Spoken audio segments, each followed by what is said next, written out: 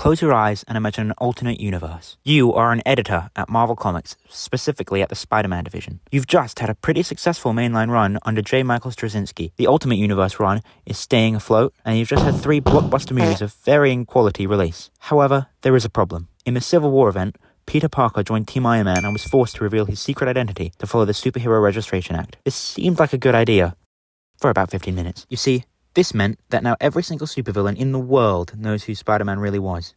This led to the shooting of Aunt May, the ruining of Peter's life, and a whole load more of awful things that made the comics kinda depressing. What are you going to do? Are you going to stick with this decision and keep Peter's identity public, killing off Aunt May? Or are you to find a way to get him creatively back into status quo? If you said either of those, you're completely wrong. The correct answer is to get Peter and Mary Jane to go to Satan and sell 30 plus years of character development, their marriage, and their unborn child to him, along with any chance of the series being good again for a while, and my happiness along with it. This was the infamous One More Day storyline, which marked the start of a painful trend in Spider-Man comics, where the character development, the entire point of the character, is stunted, for the sake of keeping Peter relatable. Now, I'd be lying if I said I was mad about this when it came out. I wasn't born until nearly a year later, so unless I was gamer raging in my dad's balls, I didn't have many feelings towards it. But I do have feelings towards this shit.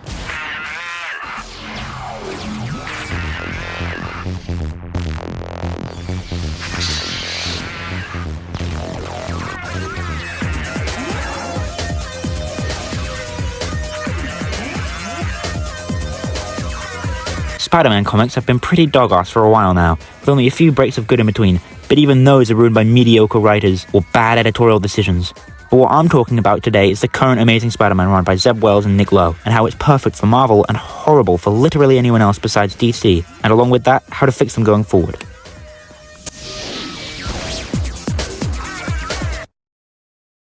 The first segment of the video is what I like to call the glaring issues. These are the parts of the current run that are pulling it down.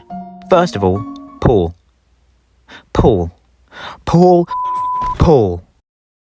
If you're a productive member of society and don't spend all day talking about a dude wearing bright spandex like I do, then you probably don't know who this is. This man-bond-wearing douche is Paul Jeremiah Rabin. Paul is a dude from another dimension who destroyed his Earth for a power source.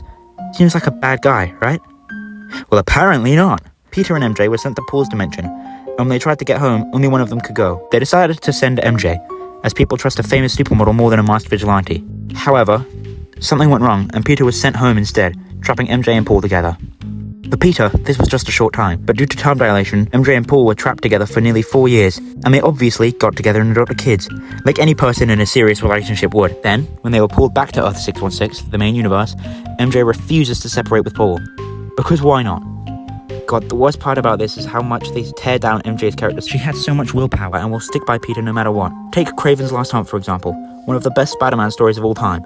In this story, Kraven the Hunter decides, you know what, enough with the spears and knives, I'm just going to shoot him. And surprisingly, it actually works. Kraven shoots Peter at point-blank range and buries him. This is later revealed to be nothing but a tranquilizer dart, but Kraven still technically won, at least in this book. He proved himself superior to Spider-Man, and took him out for a solid 2 weeks. Which, doesn't seem like much, but when you take down a guy who can lift a tank or a skyscraper with his bare hands, that's pretty good. Anyway, during the 2 weeks that Peter was out, MJ stayed loyal and went out looking for him. She loves Peter on such a deep level and isn't the type of person to cheat on him, despite what countless YouTube videos would have you believe. She sticks by Peter and is undeniably his soulmate and true love. So why on God's green earth is she like this in the current run? This is so stupid. This is my 9/11. My back credit card. I'm so upset. My girl MJ is getting so much disrespect, it's crazy. I mean, don't get me wrong, Peter gets the worst of it, but I barely hear anyone talk about what they did to MJ. Anyway, so Peter...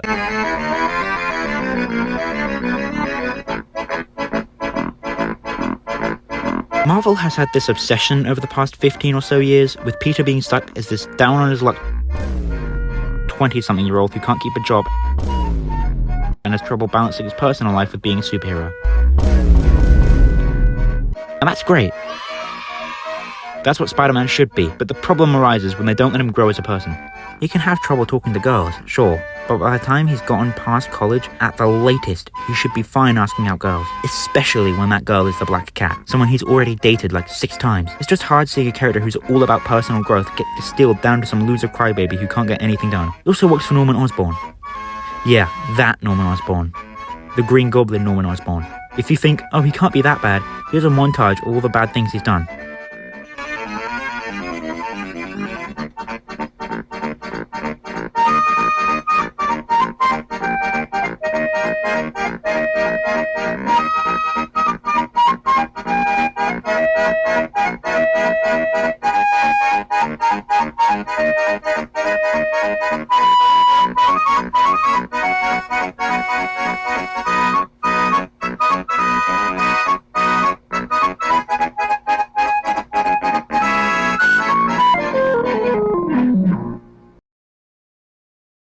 Peter also can't seem to do anything. Like, he nearly dies fighting the Vulture. You know, the Vulture, Peter's first real supervillain fight. And his suit, oh my god, his suit. It's like a weird piss color yellow with balls on his hands. And like moss green instead of blue? I don't know. He also has some kind of amazing bond with Miss Marvel, Kamala Khan, and acts like he knew her super well when she died, even though Miles Morales is much closer with her. And to wrap all that up, John Romita Jr.'s art. I mean, Jesus, look at this. JRJR did some great art back in the day, but I don't know if it's the colouring or if he's just fallen off, but this does not look good here. The art gets better in the later issues, but you couldn't make me read those even if you tied my nuts to a Formula 1 car and started racing down a tarmac track at 112 miles per hour. What sucks is that this run sells because it's Spider-Man and people will buy it. So Marvel still makes money off taking a fat Stanley steamer on one of the most beloved comic book icons. At least we still have the new Ultimate Spider-Man.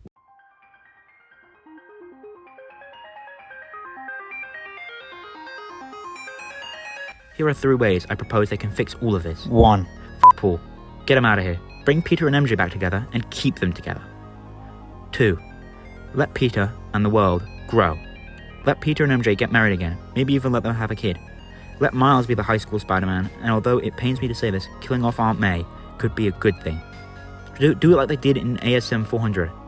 Just make it mean something. Make it beautiful. 3. Just hire writers that care about Spider-Man. I'm sure Wells and Lowe like the character, and I'm sure that a lot of this is out of their control, but the story is still bad. JMS had a ton of editor limitations, and he still wrote an amazing run. Just give it to people who want to write Spider-Man, and who have the background to back up their writing skills, and give them the reign to do whatever they want with few restrictions. These 3 things are all it takes to make ASM great again. I just don't get how we can go from this to this. But hey, maybe once Wells is gone, Spider-Man can once again be amazing.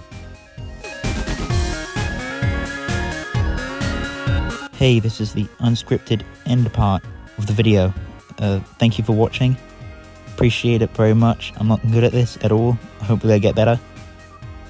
Make sure to like, subscribe, all that good YouTube stuff. And also check out my friend Shark Finface. He made a very nice video on a video game he was making at the time, but this video took so long because I'm a procrastinator that the game is now out. So I've got a link to it in the description. You can go play it. Very fun, very good. I actually play there's a guy at the very end who is also a YouTuber guy. I play him. Very good. Go check him out. Go check everything out. Yeah, but thank you for watching, and I'll hopefully be able to make another video a lot sooner than this one.